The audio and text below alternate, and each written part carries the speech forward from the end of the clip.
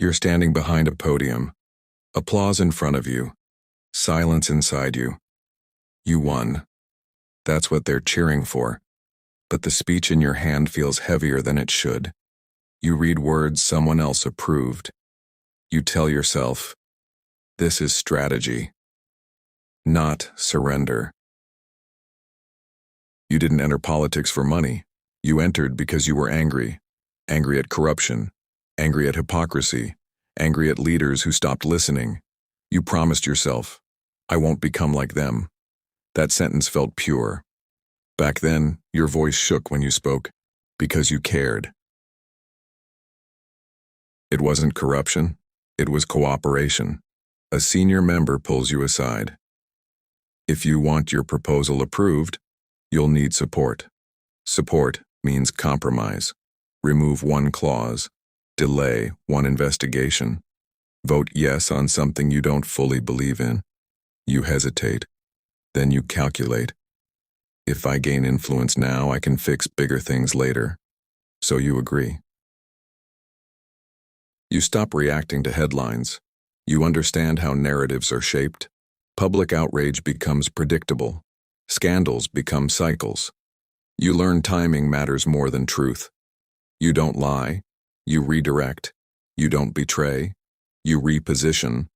The language changes first. Then your limits. A journalist asks, didn't you once criticize this exact policy? You pause for half a second too long. You answer smoothly. Circumstances evolve. The crowd nods. You hear yourself speaking, and you realize something unsettling. You sound practiced, not passionate. Power doesn't feel loud, it feels quiet. Fewer real conversations, more strategic ones. You can't speak freely anymore.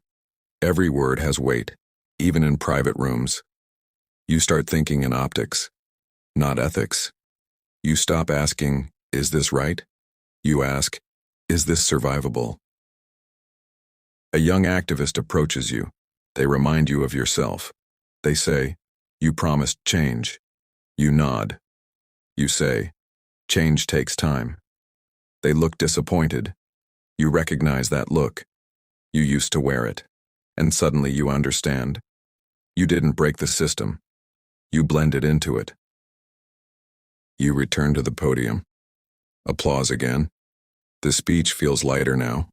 Not because it changed. Because you did. You once entered politics to fight power.